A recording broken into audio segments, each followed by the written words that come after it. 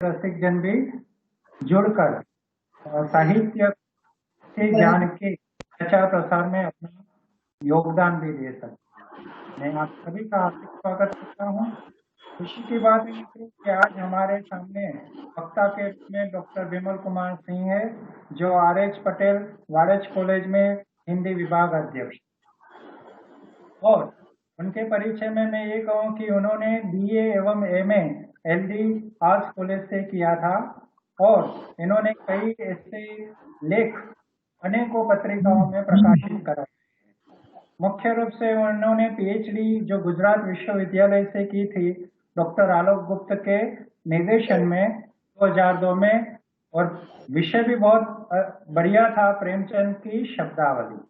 मैंने बोला था आप श्री मीडिया प्रभारी हिंदी साहित्य भारती गुजरात है सर, और विमल सर कमेटी के सदस्य बिहार गुजरात मैत्री संघ के भी है, मैनेजिंग कमेटी के सदस्य जो शाहीबाग, वहां पर भी वो काफी समय तक अपना योगदान देते रहे।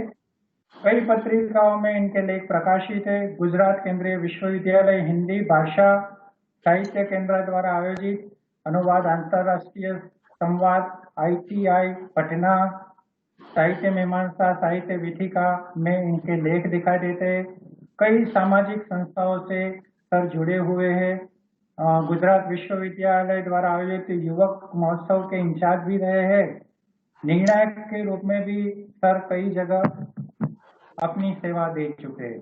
ऐसे विमल कुमार सिंह आज के हमारे मुख्य वक्ता के रूप में है, और आज का हमारा जो विषय है राज्य भाषा की उपयोगिता नई शिक्षा पद्धति के संदर्भ में। मित्रों, बहुत ही एक सुंदर विषय है, क्योंकि विद्यार्थियों के मन में ये बात होती है कि राजभाषा और राष्ट्रभाषा में भेद क्या होता है, और वो भेद भी आज हमें विमल सिंह सर के द्वारा समझ में भी आएगा। सामान्य अर्थ तो ऐसा होता है कि राजभाषा का अर्थ सामान्य होता है राजकाज की भाषा, और राष्ट्रभाषा का सामान्य अर्थ अगर निकालते हैं तो राष्ट्र की वह भाषा जिसके माध्यम से संपूर्ण राष्ट्र में विचार विनिमय एवं संपर्क किया जा। आचार्य नंद दुलारी वाजपेयी राजभाषा को लेकर कहते हैं, राजभाषा उसे कहते हैं जो केंद्रीय और पत्र सरकारी लिखा पढ़ी के काम में लाई जाए। तो मित्रों, आज यह विषय विमल कुमार सिंह जो हमारे आज के मुख्य वक्ता है वो खोल कर रखेंगे, और मैं विशेष समय वक्ता को ही देने का आग्रही हूँ, क्योंकि वो पूरे विषय को खोल कर रखे।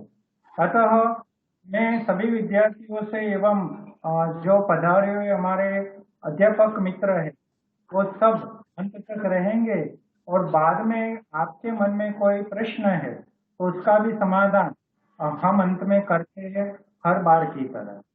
तो हम सीधे जुड़ते आज के मुख्य वक्ता के साथ। डॉक्टर विमल कुमार सिंह सर, आपका हार्दिक स्वागत है, और आज आप राजभाषा की उपयोगिता के वक्तव्य को प्रारंभ कीजिए। Doctor Vimal Kumar. Shrimati RD Shah arts and Shrimati BD Shah commerce college गोलका के हिंदी विभाग अध्यक्ष doctor Manish Goyal sir, Shri trustee मित्रों एवं मित्रों, अध्यापक मित्रों, विद्यार्थी मित्रों और सहृदय हिंदी के समर्थक लोग। राजभाषा, पहले राजभाषा है क्या, उसको समझने की जरूरत है, क्योंकि हम राष्ट्रभाषा, हिंदी राष्ट्रभाषा है, ये प्रश्न हमारे मन में हमेशा रहता है। वास्तव में हिंदी अभी राष्ट्रभाषा बनी नहीं। किसी देश की राज्य सरकार के द्वारा उस राज्य के अंतर्गत प्रशासनिक कार्यों को संपन्न करने के लिए जिस भाषा का प्रयोग किया जाता है उसे राज्य भाषा कहते हैं। अब हिंदी जो है उत्तर प्रदेश, बिहार, मध्य प्रदेश, राजस्थान, हिमाचल प्रदेश, हरियाणा, दिल्ली की राजभाषा है। गुजरात एक अपवाद राज्य है जो अहिंदी भाषी प्रदेश होते हुए भी यह हिंदी में द्वितीय राजभाषा को माना गया है और हिंदी गुजरात में सरदार वल्लभ भाई पटेल, महात्मा गांधी और आदरणीय प्रधानमंत्री नरेंद्र भाई मोदी हिंदी के कट्टर समर्थक।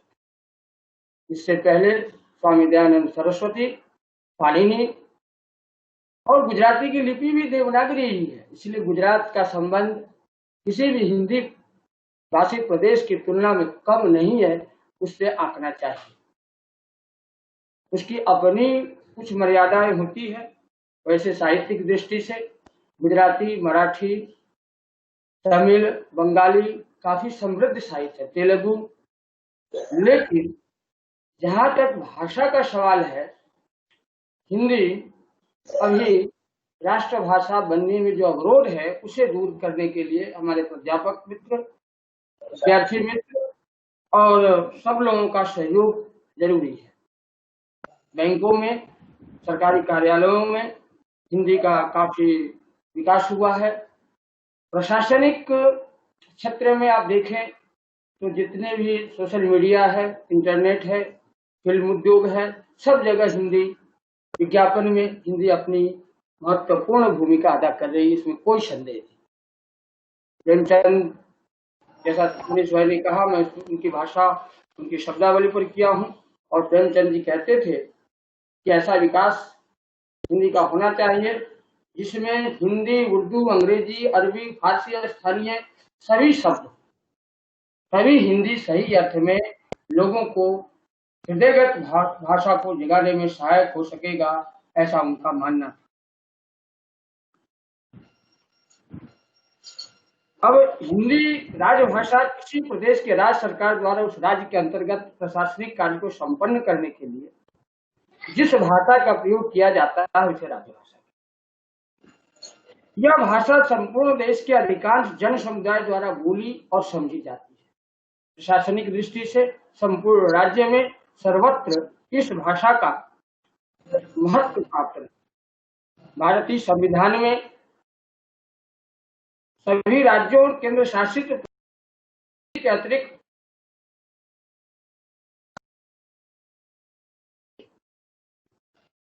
विधानसभाएं बहुमत के आधार पर किसी एक भाषा को अथवा चाहे तो एक से अधिक भाषाओं को अपने राज्य की राजभाषा घोषित कर सकती है। अब जैसा मैंने बताया, उत्तर प्रदेश, बिहार, मध्य प्रदेश, राजस्थान, हिमाचल प्रदेश, हरियाणा और दिल्ली, इन जगहों पर राजभाषा हिंदी है। साथ ही कुछ प्रदेशों में जैसे गुजरात है, महाराष्ट्र, द्वितीय राजभाषा के रूप में स्वीकार किया गया। राष्ट्रभाषा जैसा कि नाम से प्रकट है, उस भाषा को कहेंगे जिस भाषा के माध्यम से संपूर्ण देश की विचार विमर्श हो सके, जो अंतर प्रादेशिक हो, जिसमें सामाजिक, धार्मिक और राजनीतिक विचारों को अभिव्यक्त करने की क्षमता।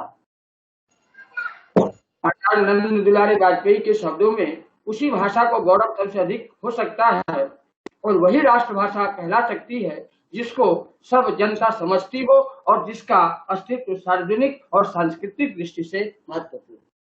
इसमें हिंदी किसी भी कीमत पर पूरे देश में या पूरे विश्व में बोली और समझी जाती है। यहाँ तक कि आप देख सकते हैं, चीन, जापान टेक्नोलॉजी के क्षेत्र में विश्व में लगभग सर्वोच्च स्थान प्राप्त कर चुका है और वहां भी अपनी भाषा, वहां की जापानी और चीनी भाषा के ही मुख्य भाषा है। इसीलिए हिंदी को राष्ट्रभाषा या राज्य भाषा को मानने में जो अड़चनें हैं वो संवैधानिक हो सकती है, कुछ प्रादेशिक हो सकती है, लेकिन पूरे विश्व स्तर की द्वितीय नंबर से पहले नंबर पर अब हिंदी बोली और समझी जाने वाली भाषा बन चुकी है, इसमें कोई संदेह नहीं। राज्य भाषा का क्या अर्थ है? जिस भाषा में राजकाज किया जाता है, यह भाषा राजभाषा कहलाती है। केंद्रीय तथा प्रादेशिक सरकारों के द्वारा पत्र व्यवहार, राजकार्य और सरकारी लिखा पढ़ी के कामों में इसी भाषा का व्यवहार किया जाता है। संविधान के प्रावधान के अनुसार राजभाषा अधिनियम में निर्दिष्ट किया गया है कि राजभाषा का प्रयोग मुख्यतः 4 क्षेत्रों में आवश्यक है: शासन, विधान, न्यायपालिका और कार्यपालिका। इन चारों में जिस भाषा का प्रयोग हो उसे राजभाषा। जहां तक हिंदी का प्रश्न है, राष्ट्रभाषा शब्द के प्रयोग में आदमों से कुछ भाषा पारित किया गया। 130 करोड़ की जनसंख्या वाले इस विशाल देश में किसी एक भाषा को तत्काल राष्ट्रभाषा मान लेना असुविधाजनक है। इस प्रचार के कारण अनेक राज्य भाषाओं को हिंदी के मुकाबले खड़ा करने को संकीर्ण क्षेत्रता भावनाएं तीव्र हो गई। वस्तुतः संविधान में स्वीकृत 15 भाषाएं राष्ट्रभाषाएं हैं। राष्ट्रभाषाओं को एक भाषा अनिवार्य रूप से संपूर्ण राष्ट्र की भाषा निर्धारित नहीं की गई। डॉक्टर राजेंद्र प्रसाद उस समय इसके अध्यक्ष थे और उन्होंने ये प्रस्ताव रखा गया सबके सामने कि किसी भी भाषा को, प्रादेशिक भाषा को राजभाषा के रूप में रखा जाए। तो स्वाभाविक रूप से हिंदी ज्यादातर प्रदेशों में बोली और समझी जाती थी, इसलिए हिंदी को राजभाषा के रूप में स्वीकार किया गया। अब हिंदी को राष्ट्रभाषा में लाने में कुछ दक्षिण भारतीयों का विरोध रहा, अंग्रेजों का वर्चस्व रहा, लेकिन हिंदी हमारी राजभाषा है, इस तथ्य हमारे देश के राजभाषा की स्थिति को दो प्रकार से। प्रथम संघीय राजभाषा, जिसे भारतीय संविधान में संघ की राजभाषा कहा गया है, और दूसरी राज्यों की राजभाषा। संघीय राजभाषा केंद्रीय सरकार के प्रशासनिक कार्यों को संपन्न करने के लिए प्रयुक्त भाषा, इसे केवल राजभाषा भी कहते हैं। भारतीय संविधान के अनुसार 343(1) में संघ की राजभाषा हिंदी, जिसे देवनागरी लिपि में लिखा जाएगा। राज्यों की राजभाषा को राजभाषा कहा जाएगा। राष्ट्रभाषा और राजभाषा के बीच अंतर समझना चाहिए। राजभाषा सरकारी कामकाज की भाषा होने से सरकारी कर्मचारियों और शिक्षित वर्ग से संबंध रखती है, जबकि राष्ट्रभाषा संपूर्ण राष्ट्र की वाणी, वह सरकारी कामकाज की भाषा भी होती है और जन सामान्य के बीच शिक्षित अशिक्षित सभी वर्गों में परस्पर व्यवहार का माध्यम हुआ। इसी आधार पर कहा जा सकता है कि राजभाषा मस्तिष्क पक्ष से जुड़ी भाषा है और भी अधिक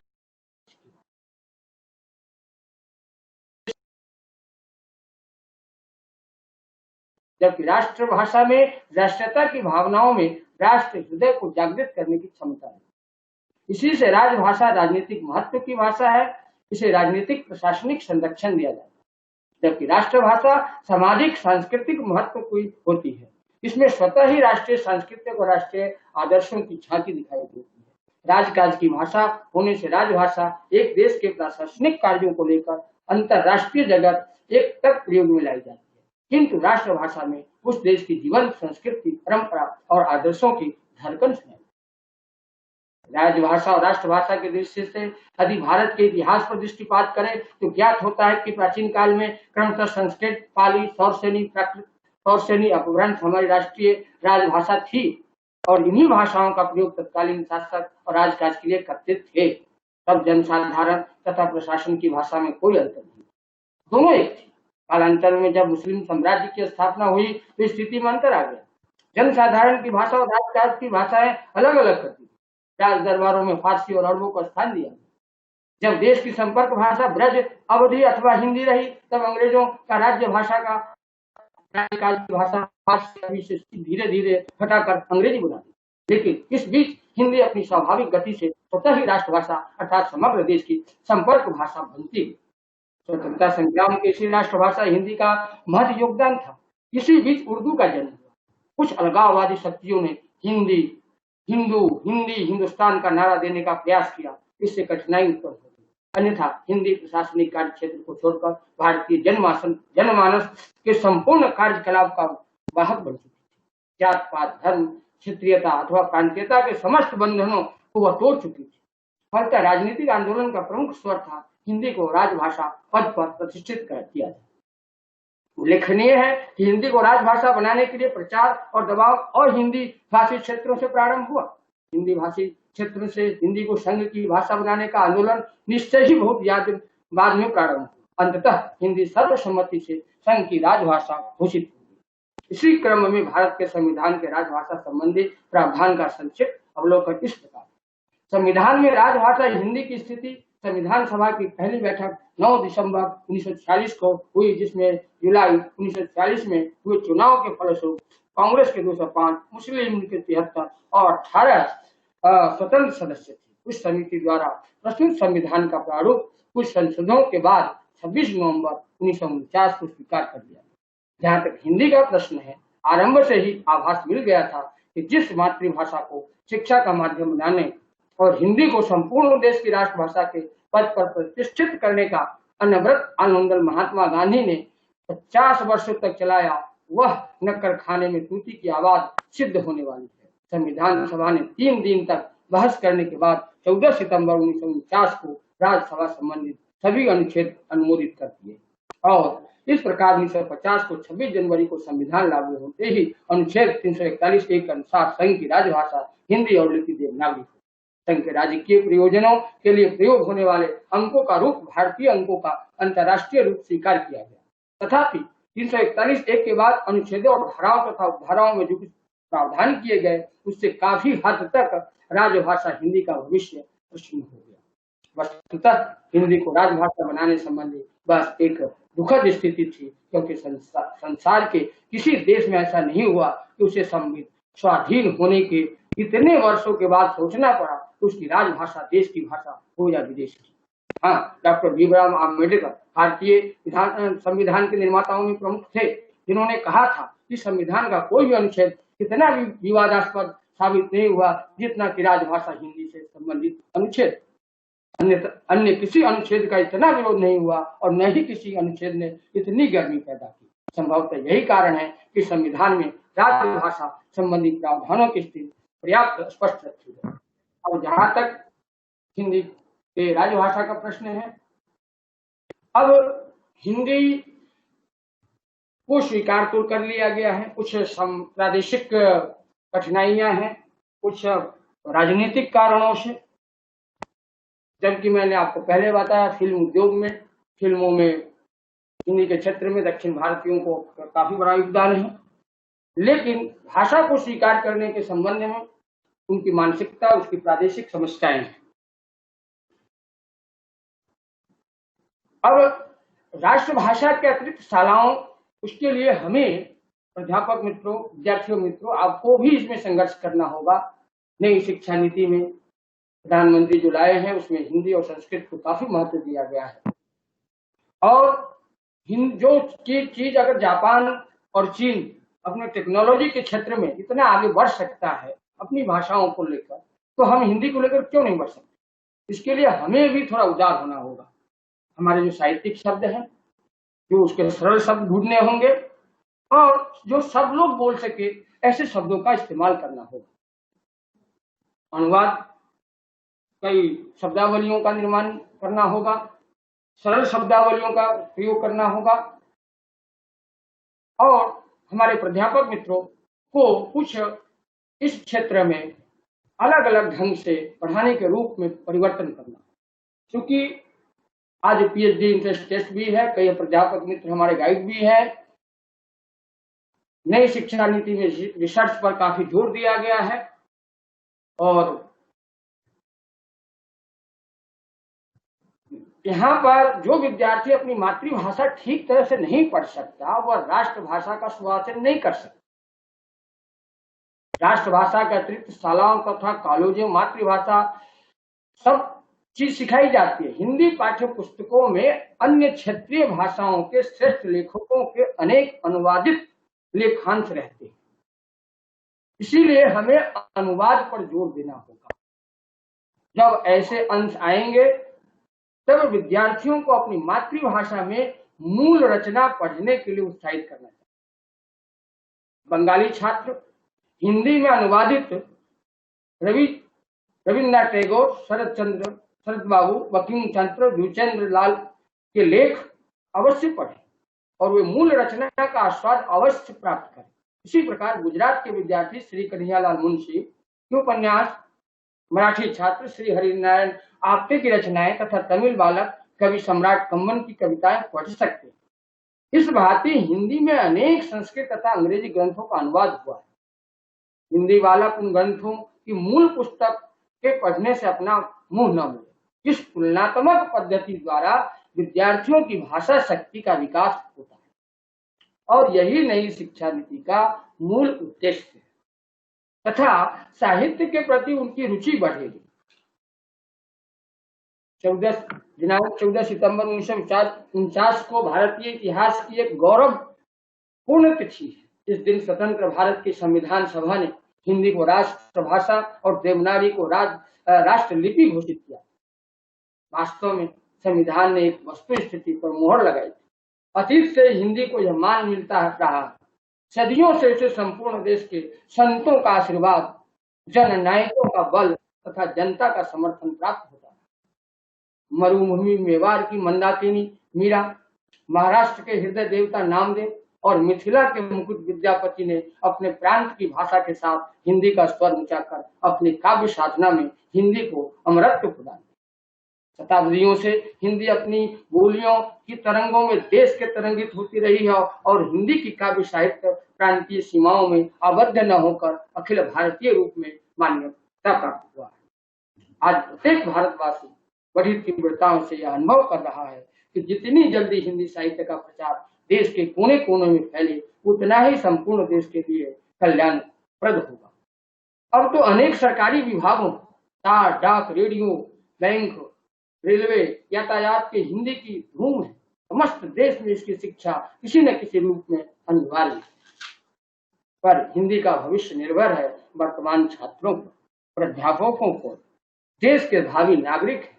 यदि वर्तमान विद्यार्थी विद्यालय में उनकी राष्ट्रभाषा की जड़ सुदृढ़ न होगी तो राष्ट्रभाषा की उन्नति मृग तृष्णा ही बनी रहे। इसलिए यह आवश्यक है कि हिंदी की पढ़ाई और हिंदी पढ़ने के ढंग में ऐसे सुधार किए जाए कि विद्यार्थियों को इस भाषा के प्रति दिलचस्पी और उनका रुझान बना रहे, उन्हें उत्सुकता बना रहे। जिस तरह से हिंदी फिल्म देखने में उसे आनंद आता है, उसी तरह हमें प्राध्यापकों को इस भाषा के विकास में अपना योगदान देना। हिंदी की उन्नति के लिए हमें दो कार्य करना, हिंदी भाषा को शक्ति बढ़ाना और आपस में झगड़ों को निपटाना। राष्ट्रभाषा के पद पर अधिष्ठित होने में हिंदी को भाषा की दृष्टि से मान्यता प्रदान की गई, साहित्य की दृष्टि से नहीं। बंगला, मराठी, तमिल, तेलुगु आदि में हिंदी से बृहद साहित्य बस, परंतु हम सभी चाहते हैं कि हिंदी साहित्य में अनेक उपयोगी रचनाओं की आवश्यकता है। विश्वकोश, विशिष्ट शब्दावली, बाल साहित्य, विश्वविद्यालय साहित्यिक पुस्तकें, भारत के संविधान में स्वीकृत भाषाओं के अनेक कृतिकारों की रचनाओं का अनुवाद हिंदी में हो रहा है और अनुवाद पर हमें विशेष बल दे रहा है। तो इस प्रकार से हम इस राजभाषा हिंदी के जो स्वीकार किया गया और इसमें देवनागरी लिपि की प्रधानता दी गई। देवनागरी लिपि को काफी महत्व दिया गया और जैसा कि मैंने मनीष भाई ने बताया कि मैं IIT के सेमिनार वगैरह में भी गया, सब जगह अब आर्ट्स के उपयोग किया जाता है। जितने प्रशासनिक हमारे इसमें आते हैं सब किसी न किसी रूप में आर्ट्स विषय को लेते हैं और हर जगह हिंदी, अंग्रेजी और अर्थशास्त्र विषयों की पढ़ाई भी होती है। कुछ क्षेत्र में भी देवनागरी लिपि को जो मान्यता दी गई और हिंदी राजभाषा के, तो हमको देवनागरी लिपि पर भी थोड़ा सा, क्योंकि क्या गुण है इसमें, आज अनुवाद को क्यों महत्व राजनीति नई शिक्षा नीति में देना होगा कि अनुवाद की प्रासंगिकता बढ़ी। विज्ञान, प्रौद्योगिकी, साहित्य आदि सभी क्षेत्रों में अनुवाद की जरूरत है। अनुवाद और अनुवादक अब बहुत चर्चित हैं। कालिदास की मुख्य रचना शकुंतलम और मेघदूतम भारत की सभी आधुनिक भाषाओं में अनुदित की गई है। यूरोप की अंग्रेजी, फ्रांसीसी, जर्मनी, रूसी आदि भाषाओं में अनुवाद किए गए। अपने प्रेमचंद की गोदान लगभग विश्व की 150 यूनिवर्सिटी विश्वविद्यालयों में पढ़ाई जाती है। अंग्रेजी अपने गुजरात विश्वविद्यालय के अंग्रेजी विषय में भी अनुवाद के रूप में पढ़ाई जाती है। कई विश्वविद्यालयों में पढ़ाई जाती है अनुवाद की। महात्मा गांधी की 150वीं जयंती मना रहे हैं। उनका कहना था, राष्ट्रभाषा के बिना राष्ट्र गूंगा है और देश का आह्वान राष्ट्र की भावनात्मक एकता के लिए सभी को हिंदी सीखनी। गुजरात शिक्षा परिषद के अधिवेशन में सभापति पद के गांधी जी ने राष्ट्रभाषा के गुणों की चर्चा करते हुए कहा था, राजकीय कर्मचारियों के लिए भाषा सरल होना चाहिए। और हमारे प्रधानमंत्री ने भी इस शिक्षा नीति में जो हमारे गांव के बच्चे हैं, जो मेडिकल में जाने से अंग्रेजी के कारण रह जाते हैं, इंजीनियरिंग नहीं पढ़ पाते, तो उनको भी प्रधानमंत्री ने इस नई शिक्षा नीति में जोड़ा है। वे बच्चे जरूरी नहीं कि अंग्रेजी नहीं आती तो उसका कौशल्य, क्योंकि किसी भी विद्यार्थियों की पहचान उसकी कौशल्य से होता है, उसको क्या आता है, उसके किसके अंदर ज्ञान क्या है। कोई भी बच्चा अपनी मातृभाषा में पहले सीखता है और मातृभाषा के बाद वो दूसरी भाषा को सीखता है और उसके बाद वो आगे तीसरी भाषा के रूप में किसी भी भाषा को जानता है। तो कहने का तात्पर्य यह है कि हिंदी के व्यापक प्रचार प्रसार के लिए आज सभी सरकारी कार्यालयों में हिंदी का व्यवहार किए जाने का प्रोत्साहन दिया जा रहा है।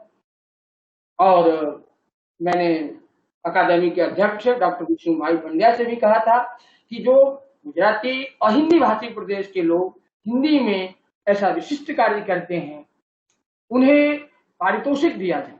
ये हमारे संविधान में भी निश्चित किया गया, लेकिन वो पारितोषिक बिल्कुल सीमित कर दिया गया है, उसे बढ़ाया जाए। सरकारी कार्यालयों, बैंक, पोस्ट ऑफिस, जीवन बीमा निगम, रेलवे, रेडियो, दूरदर्शन आदि के प्रशासनिक विभागों में हिंदी के कामकाज होने लगा और अंग्रेजों ने ही हमारे हिंदी का विकास किया था।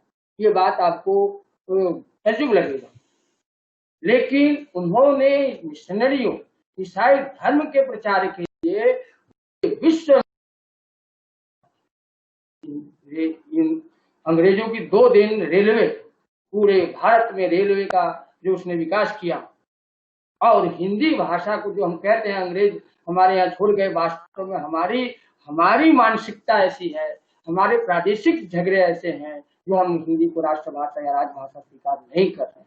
वास्तव में अंग्रेजों ने तो हिंदी का विकास किया और रेलवे का विकास किया, वो महत्वपूर्ण। बाकी तो अंग्रेज यहाँ से लूट कर ही गए। अंग्रेजों ने मिशनरी पुस्तकों का अनुवाद यहाँ तक कि हिंदी के विकास के लिए उन्होंने जो 4 हमारे अध्यापक नियुक्त किए थे, सदल मिश्र और जो प्रेमचंद्र पूर्व, जब अंग्रेज हमारे यहाँ 200 वर्ष शासन किए, जब ईस्ट इंडिया कंपनी की स्थापना की, उस समय के संदर्भ को आप देखें तो अंग्रेजों का ये कोई उद्देश्य वो नहीं था, वो तो यहाँ से उनका व्यापार मुख्य उद्देश्य था। लेकिन अगर आप देखें तो मुंशी सदा शुक्ल नियाज, ईसा अल्लाह खान और जो लल्लू किला और सदल मिश्र, ये 4 उन्होंने अध्यापक भी नियुक्त किए थे। और जितनी मिशनरी उसकी पुस्तक थे अपने धर्म के प्रचार के लिए उसने अंग्रेजी से हिंदी में अनुवाद किया था। तो हमें भी अब अनुवाद पर विशेष भार देना होगा। अनुवाद ही एक ऐसा माध्यम है जिसके द्वारा हम राजभाषा और राष्ट्रभाषा को, अपनी बात को लोगों के बीच फैला सकते हैं, उसका उपयोग कर सकते हैं। इसमें प्राध्यापकों और विद्यार्थियों को काफी सक्रिय होना होगा। अब थोड़ा हम लिपि, क्योंकि संविधान में राजभाषा के रूप में देवनागरी लिपि के रूप में भी स्वीकार की गई, इसलिए भी खासियत है।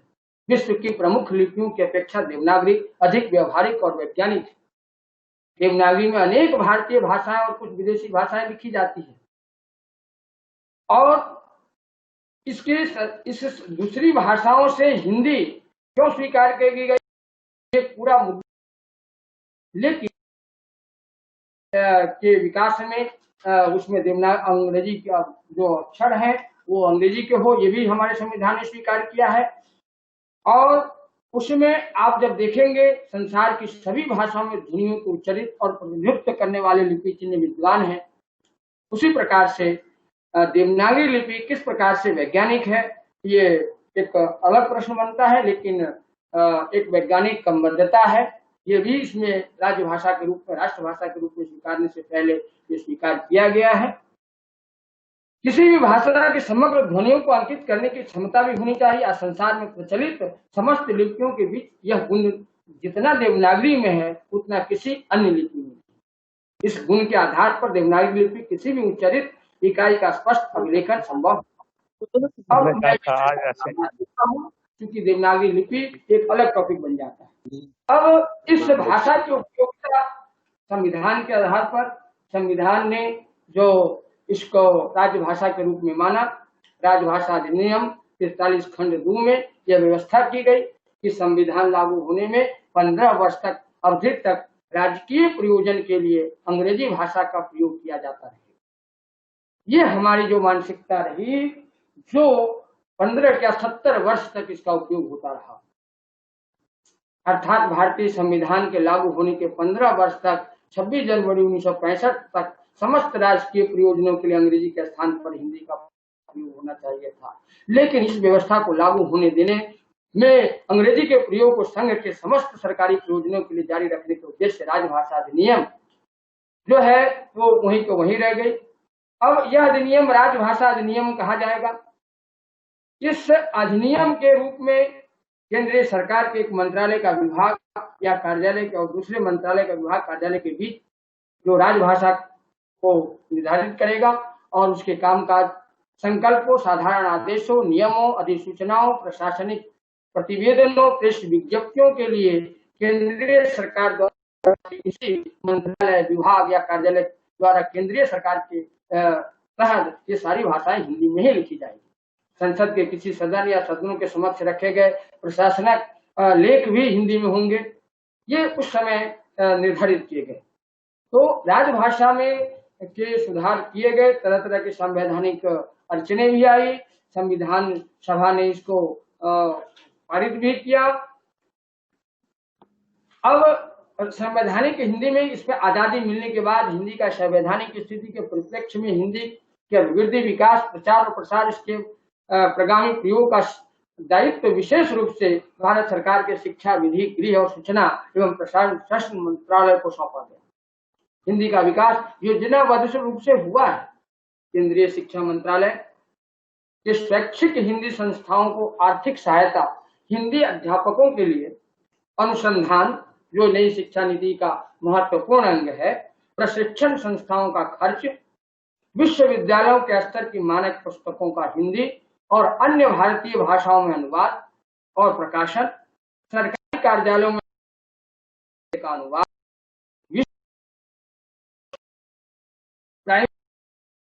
और प्रकाशन तथा वैज्ञानिक एवं तकनीकी शब्दावली का हिंदी में विकास तथा अहिंदी भाषी क्षेत्रों में हिंदी के प्रचार प्रसार की योजनाएं आदि कार्यक्रम प्रस्तुत किए हैं। और हिंदी भाषी राज्यों में हिंदी शिक्षण, टंकन, आशुलिपि की कक्षाएं चलाना, पुस्तकालयों की स्थापना, हिंदी माध्यम के स्कूलों, अध्यापकों के प्रशिक्षण के लिए आर्थिक सहायता ये शिक्षा मंत्रालय द्वारा दी जाती है। इसी कार्य के लिए केंद्रीय हिंदी शिक्षण मंडल नामक एक स्वायत्त निकाय की स्थापना की गई है, जो आगरा के हिंदी अध्यापक प्रशिक्षण अनुसंधान संस्था का संचालन करता है। 1951 में शिक्षा मंत्रालय में हिंदी एकक की स्थापना हुई, जिसे बाद में प्रभाग में परिवर्तित कर दिया गया। राजभाषा आयोग तथा संसदीय राजभाषा समिति के सिफारिशों के परिणाम स्वरूप मार्च 60 को शिक्षा मंत्रालय के अधीनस्थ कार्यालय के रूप में केंद्रीय हिंदी निदेशालय की स्थापना। 27 अप्रैल 1960 के आदेश के अनुसार निदेशालय को केंद्रीय सरकार के सभी असंवैधानिक मैनुअलों, फार्मों, नियमों का अनुवाद सौंपा गया। हर जगह अनुवाद का महत्व दिया गया है।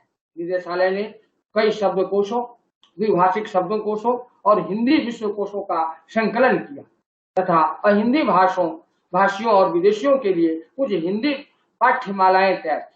निदेशालय और हिंदी भाषी प्रदेश के विद्यार्थियों को पुरस्कार तथा हिंदी प्रदेश की यात्रा के लिए आर्थिक सहायता प्रदान करके प्रोत्साहन देता है तथा नवलेखक शिखरों का आयोजन किया, जिसे प्रथम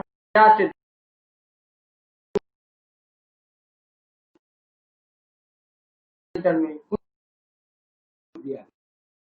निदेशालय ने राष्ट्रपति के 27 अप्रैल 1960 के आदेशानुसार वैज्ञानिक तथा तकनीकी शब्दावली आयोग की स्थापना अक्टूबर 61 में की। इस संदर्भ में कृषि, मानविकी, इंजीनियरिंग, समाज विज्ञान, डिग्री स्तर की शब्दावली तथा रेल, सूचना, प्रशासन, परिवहन, सब पर्यटन, रक्षा और डाक आदि संबंधित शब्दावली, भौतिकी, रसायन, गणित, वनस्पति विज्ञान तथा कृषि आदि विषयों पर प्रारंभिक पारिभाषिक शब्दावली तैयार की गई और मैंने भी इसी उद्देश्य से प्रेमचंद की शब्दावली पर काम किया था।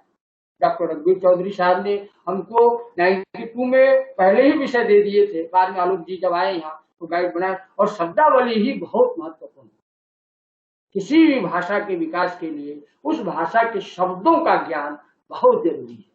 आज हमारी हिंदी में कई अमेरिकन शब्द है, कई, क्योंकि हिंदी भाषी प्रदेश भारत के जो लोग जो है हर देश में, गुजरात का ही लीजिए तो ऐसा कोई भी देश नहीं है जहाँ गुजरात की प्रजा न हो। तो इससे हमारी गुजराती भी वहाँ विकास विकसित हुई, मातृभाषा का विकास हुआ, हिंदी का विकास हुआ। तो हिंदी के शब्दकोश में अमेरिकन शब्द भी काफी मात्रा में है। तो 1971 के केंद्रीय अनुवाद ब्यूरो की स्थापना की गई। ब्यूरो सरकारी कार्यालयों में मैनुअलों आदि का अनुवाद करने में, इलाहाबाद सरकारी उपक्रमों, प्रतिष्ठानों, कंपनियों, राष्ट्रीय बैंकों को और संवैधानिक सामग्री का भी अनुवाद करता है। इसके अतिरिक्त रक्षा मंत्रालय डाकघर के अनुदित मैनुअलों को निरीक्षण का काम भी ब्यूरो करता है। केंद्र सरकार के कार्यालयों आदि में कार्यरत अनुवादकों को ब्यूरो द्वारा सेवाकालीन अनुवादित प्रशिक्षण भी दिया जाता है। इस प्रकार से धीरे धीरे अनुवाद के क्षेत्र में भी काफी विकास हुआ। कंप्यूटर में देवनागरी लिपि, भारतीय भाषाओं के प्रयोग की सुविधाओं के विकास के संबंध में इलेक्ट्रॉनिक विभाग द्वारा, इलेक्ट्रॉनिक आयोग द्वारा विशेष कदम उठाए। Hyderabad Birla institute of technology, science Pilani, Tata brothers, Bombay आदि ने इस दिशा में महत्वपूर्ण योगदान दिया, खास करके हमारे दूरदर्शन चैनलों में, दूरदर्शन ने। और आप देखिए सोशल मीडिया ने राजभाषा हिंदी के प्रामुख्य उपयोग के लिए समय समय पर निर्देश जारी किए, जैसा कि हिंदी में प्रशिक्षण का अनिवार्यता, हिंदी प्रशिक्षण के लिए प्रोत्साहन और सुविधाएं, हिंदी टाइप लेखन और हिंदी आशुल्क सीखने के लिए सुविधाएं प्रोत्साहन करती है। उसी प्रकार से अनुवाद के अनिवार्य प्रशिक्षण का व्यवस्था, अनुवाद के अल्पकालीन प्रशिक्षण कार्यक्रम, बैंकों, उपक्रमों में कर्मचारियों के लिए अनुवाद का प्रशिक्षण आदि किए जाते हैं। और बैंक तो सरकारी बैंक तो इस दिशा में काफी कदम उठाए, कई पारितोषिक को लोग निर्धारित करते हैं, पूरे महीने हिंदी दिवस मनाते हैं, जिस दिशा में सरकार ट्रॉफी प्रदान करते हैं सरकारी कामकाज में। ये चीज हमारे अध्यापकों और हिंदी विश्वविद्यालय में होने की जरूरत है, और जहाँ पर इसका विरोध होता है वहां भी होने की जरूरत है। आलेखन के लिए प्रोत्साहन, विशिष्ट क्षेत्रों में मूल कार्य हिंदी में टाइप प्रोत्साहन भत्ता, अच्छा कार्य वाले को नगर राजभाषा कार्यवाही समिति का पुरस्कार दिया जाता है। राजभाषा नीति के कार्यवाही के लिए कुछ महत्वपूर्ण बिंदु निर्धारित किए और बैंकों में ये चल रहा है। संवैधानिक और कानूनी उपबंधों का अनुकूलन, राजभाषा नीति कार्यवाही के लिए न्यूनतम पदों का सृजन, अनुपालन हेतु प्रशासनिक हर बैंक में हिंदी अफसर की नियुक्ति होती है, तो जो अनुवाद का काम करते हैं, ट्रांसलेशन का काम करते हैं। इस प्रकार से हिंदी राजभाषा के रूप में काफी अपना विकास कर रही है और संभवतः राजभाषा नहीं राष्ट्रभाषा ही बन चुकी है। लेकिन कुछ तकनीकी जो असंवैधानिक कुछ लोग विरोध करते हैं, उसको दूर करने की आवश्यकता है। अब इस अनुवाद के क्षेत्र में लोगों को हिंदी राजभाषा की उपयोगिता और इसके आधार पर ये बात भी सत्य है कि नई शिक्षा नीति आई है, ये जरूर है।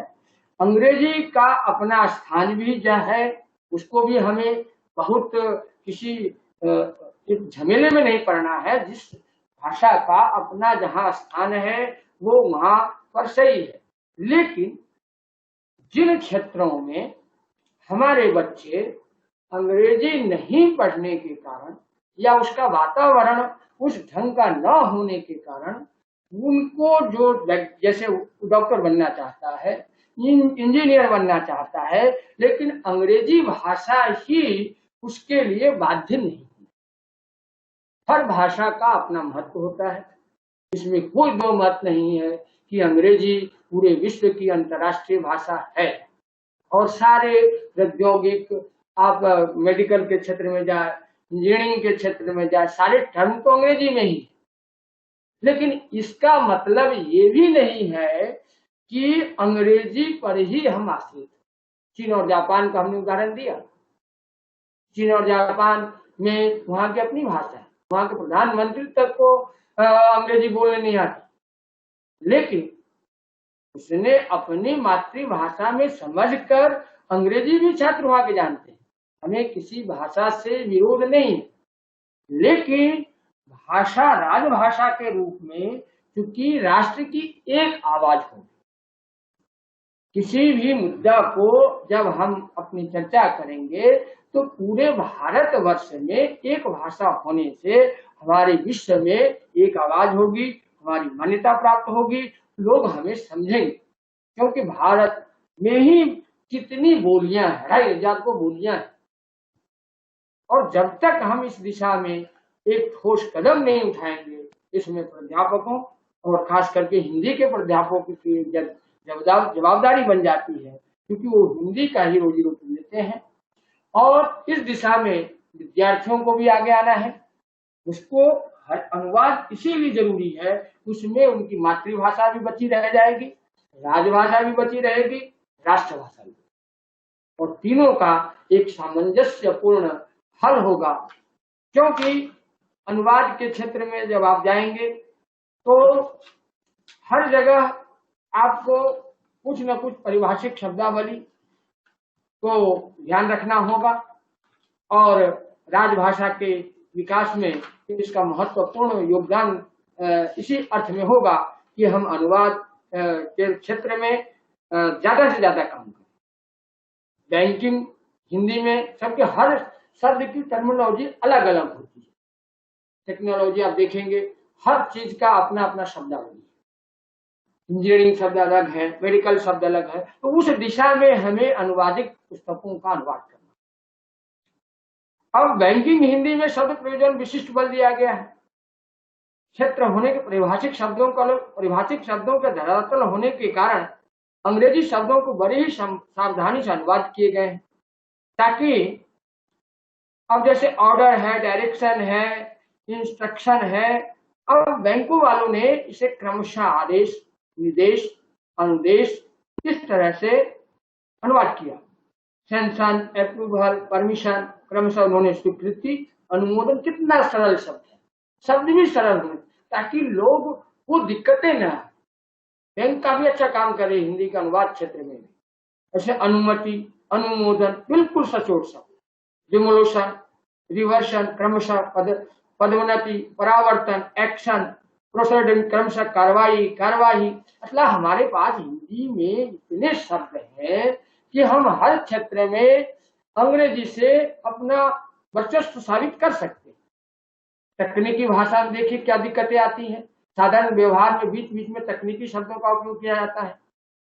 जब हम किसी की बीमारी के संबंध में आपस में चर्चा करते हैं तो तकनीकी शब्द आते हैं, मगर जब दो डॉक्टर आपस में उसी बीमारी पर बातचीत करते हैं तब शुद्ध तकनीकी शब्दों का प्रयोग करते हैं। इसी तरह हम अदालत में जो कामकाज देख देते हैं, सामान्य भाषा में एक सामान्य अर्जी शब्द से पुकारते हैं, मगर न्यायालय की तकनीकी भाषा में इसके विविध भेद। एक अर्जी को ही लिख दो, जैसे पिटीशन मतलब अर्जी, एफिडेविट शपथ पत्र, स्विफ्ट मुकदमा, ऑब्जेक्शन आक्षेप, क्लेम दावा, और रेमुनेशन अभ्यावेदन। वैज्ञानिक भाषा में रंगीन शब्दों को जगह सूक्ष्म शब्दों की प्रवृत्ति है। तो इस प्रकार से हमारे शब्दों का चयन भी सरल होना चाहिए। वैज्ञानिक भाषा दैनिक व्यवहार की भाषा से अधिक तर्क संगत और स्पष्ट होती है, परंतु हमेशा हम पूर्णतः वैज्ञानिक सामान्य शब्दों का प्रयोग से बचते हैं। आदर्श वैज्ञानिक शब्द रूप और गठन में पारदर्शिता रहती है। कारखाने की भाषा का शब्द प्रयोजन मूलक है। शोध करने वाले वैज्ञानिक प्राय इस विद्या में शब्द रखते हैं। कारखाने की भाषा वैज्ञानिक टेक्नोलॉजी के कार्यकर्ता या इंजीनियर की भाषा से अधिक मिलती जुलती होती है, जहां वर्तमान ज्ञान से उसकी व्यवहारिक समस्या को हल करने के लिए अनुसंधान किया जाता है, वहां कारखाने की भाषा और अनुसंधान में परस्पर संबंध होता है। तकनीकी भाषाओं में विशिष्टता बढ़ती जाती है, नए नए विषय बनते जाते हैं। उनके विशिष्ट भाषाओं अथवा शब्द संग्रहों की परस्पर प्रतिक्रिया अवश्य होती है, अर्थात एक विषय के पारिभाषिक शब्द दूसरे विषय के क्षेत्र में काम लाए जाते हैं। विभिन्न क्षेत्रों में पारिभाषिक शब्दों के सम्मिलित अभिगम नए नए विशिष्ट क्षेत्र में रचे जाते हैं। उदाहरण जैसे जियोफिजिक्स, बायोमेट्रिक, मेडिकल इंजीनियरिंग आदि। वैज्ञानिक भाषा दैनिक व्यवहार की भाषा से अधिक तर्क संगत और स्पष्ट होती है। वैज्ञानिक सामान्य शब्दों के प्रयोग से बचते हैं, वे नियत अर्थ के बोधक शब्दों का ही व्यवहार करते हैं। आदर्श वैज्ञानिक शब्द रूप और गठन में पारदर्शी रहते हैं, क्योंकि ये रिसर्च का ही विषय है और नई शिक्षा में रिसर्च पर काफी महत्व दिया है। सामान्यतः स्वीकृत सिद्धांतों के आधार पर वैज्ञानिक शब्द गढ़े जाते हैं। जैसे ग्रीक भाषा का GK, zoo animal, logo study, zoology study of animal और profit biology study of life. तकनीकी भाषा के शब्द स्रोत विभिन्न है। संज्ञा प्रधान वाक्यांश, नॉर्मल फ्रेसेस, समस्त शब्द, निष्पाषित शब्द, नए प्रयुक्त शब्द। अब इसीलिए इस अनुवाद की काफी प्रासंगिकता बढ़ी है और राजभाषा, राष्ट्रभाषा और मातृभाषा का विकास तभी संभव है जब अनुवाद पर हम विशेष बल दें और राजभाषा हिंदी की उपयोगिता तभी सिद्ध होगी और तभी हमारी हिंदी राष्ट्रभाषा बन सकती है जब हम अध्यापक मित्र, विद्यार्थी मित्र किसी भी झगड़े और झमेले को छोड़कर इस विषय को कितना सरल बनाया जाए, कितना पढ़ाने में बच्चों को इसको सहूलियत हो, कितने सरल शब्दों का हम इस्तेमाल करें जिससे कि जो विद्यार्थी बिल्कुल गांव से आते हैं, जिनको जैसे अब यहाँ गुजरात में गुजराती मातृभाषा होती है, उसके हिंदी शब्द क्योंकि हमारे दूरदर्शन और संचार माध्यमों ने इतना बड़ा योगदान हिंदी के विकास में दिया है कि हम घर बैठे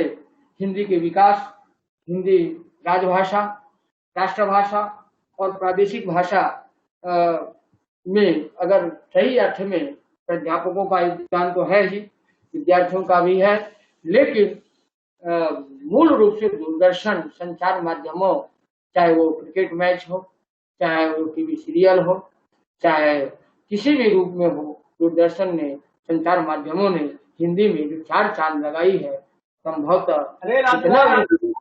कितना भी विरोध हो फिर भी हिंदी राजभाषा, राष्ट्रभाषा क्या विश्व भाषा बन गई है, इसमें कोई संदेह नहीं।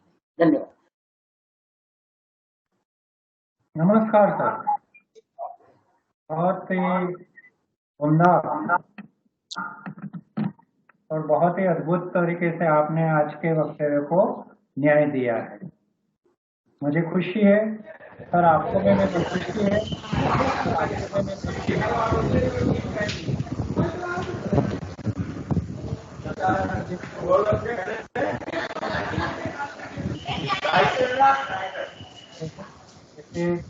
एक है हमारी मीना बंजारा, हमारी देश इसके मिश्रा साहब तो है ही, और ठाकुर नेहा जी भी है,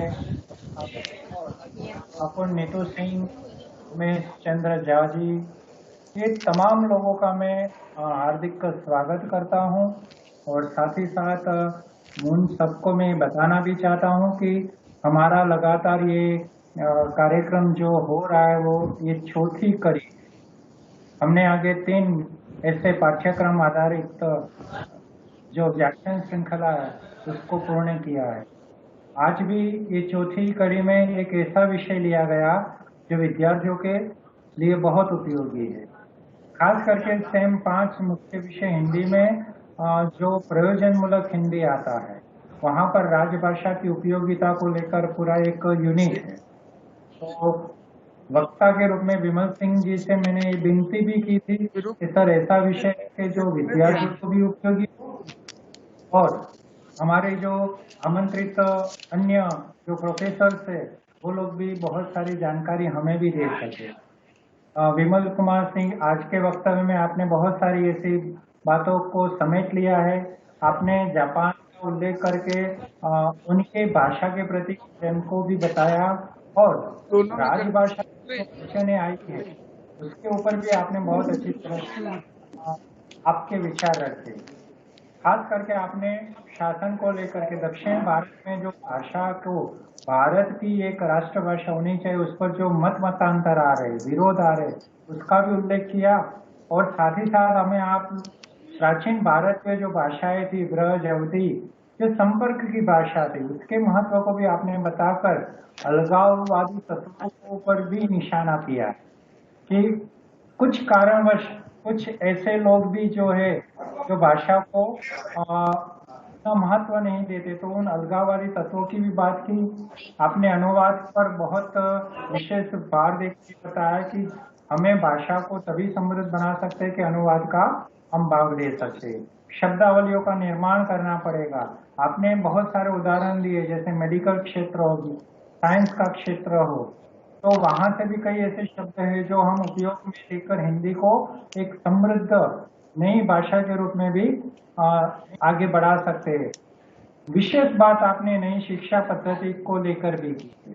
आपने नई शिक्षा जो पद्धति है उसमें शोध को लेकर जो हमारी सरकार ने एक बिंदु रखा है, उसका भी उल्लेख करके आपने मिथिला कोकी विद्यापति का भी उल्लेख किया और देवनागरी लिपि के विकास को भी बताया। इस तरह से मैं कहने जाऊँ तो समग्र तैयार रूप में आपने बहुत सारे ऐसे बिंदुओं को पकड़कर आपके विषय को बहुत उचित न्याय दिया। मुझे आशा है सर कि आपके इस वक्तव्य के कारण जो भी हमारे विद्यार्थी आज जुड़े हैं उनको बहुत लाभ मिलने वाला है, और उनको ये लाभ उसी प्रकार मिलेगा कि आने वाली उनकी जो परीक्षा है उसमें वो लोग इस पर काम कर सकते। मैं ढोलका कॉलेज के हिंदी विभाग की ओर से तहे दिल से आपका शुक्रिया अदा करता हूं सर कि आपने हमारे आमंत्रण को स्वीकार किया, आपने आपका कीमती वक्त दिया और आपने विद्यार्थियों को ही ध्यान में लेकर सारी बातें की। और खुशी की बात है कि अन्य कॉलेज के प्रोफेसर श्री प्रकाश पंड्या जी भी हमारे साथ जुड़े हैं, मीना जी भी जुड़ी हुई है, मीना बंजारा, धीरज भाई थे, वो फिर उनको जाना था कॉलेज इसलिए निकल भी गए। हाँ सर, एक ओपन यूनिवर्सिटी के हमारे एक अध्यापक थे दिनेश भाई किशोरी, वो भी जुड़े थे, और रमेश बहादुर सिंह जी है, हितेश्री जी, अनीता राजपूत जी है, उमेश चंद्र झा, MP व्यास और मेरी कॉलेज के विद्यार्थी तो है ही सर। मैं अब ये सभी विद्यार्थियों से एवं मेरे जो अध्यापक मित्र हैं उनसे भी कहना चाहूंगा कि अगर आपके मन में कोई विचार है आज के इस वक्तव्य को लेकर, कोई प्रश्न है, तो आप जरूर हमारे आज के जो वक्ता है विमल सिंह जी, उनसे आप रूबरू पूछ सकते हैं। तो आपके लिए मंच खुला है, और मैं चाहूंगा मेरे अध्यापक मित्र अपने विचार भी रखेंगे, तो आने वाले समय में कोई ऐसे विषय पर भी मैं लेक्चर यहाँ पर रखने का प्रयास जरूर करूंगा। आपका स्वागत है।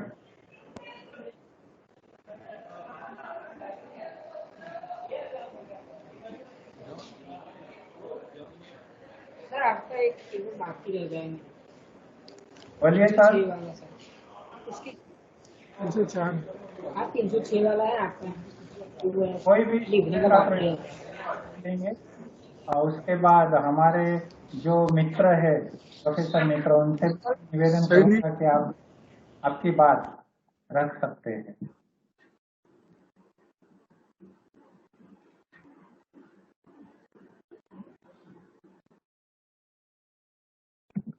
कुछ प्रोफेसर लोगों को जाना भी पड़ा है, शुरुआत में थे, अभी भी थे। और रमेश बहादुर सिंह जी, आप आपके विचार बता सकते हैं सर जी, आप बैठे हैं।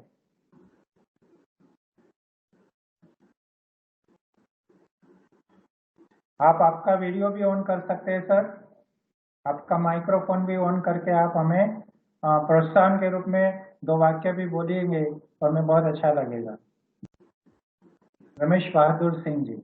हाँ जी मनीष जी, नमस्कार सर, आइए आइए सर। आपको इस आयोजन के लिए पहले बहुत बहुत धन्यवाद और शुभकामना, ऐसे करते रहिए। और विमल सिंह जी को भी बहुत बहुत धन्यवाद उनके इस बढ़िया वक्तव्य के लिए। और मैं इनका लेक्चर सुनने के लिए मीटिंग छोड़ दिया था 11 बजे। हमारे आज मीटिंग थी मैडम की, मैं बोल के आया कि मैं जा रहा हूँ। बोले कि क्यों, तो इसलिए आज क्योंकि विमल सिंह जी का भी मुझे सुनना था, उन्होंने कहा भी था, आपका भी था लिंक, तो दोनों बंधुओं को, आपको भी और विमल सिंह जी को भी, दोनों को हमारी तरफ से बहुत बहुत शुभकामना। और इस तरह के आयोजन करते रहिए आप। इसलिए आपको, क्योंकि आयोजक है इसलिए आपको इस तरह के आयोजन के लिए और आगे करते रहिए, हमारी शुभकामनाएं। धन्यवाद सर, मुझे बहुत ही खुशी है कि आपने आपका कीमती समय हमें दिया।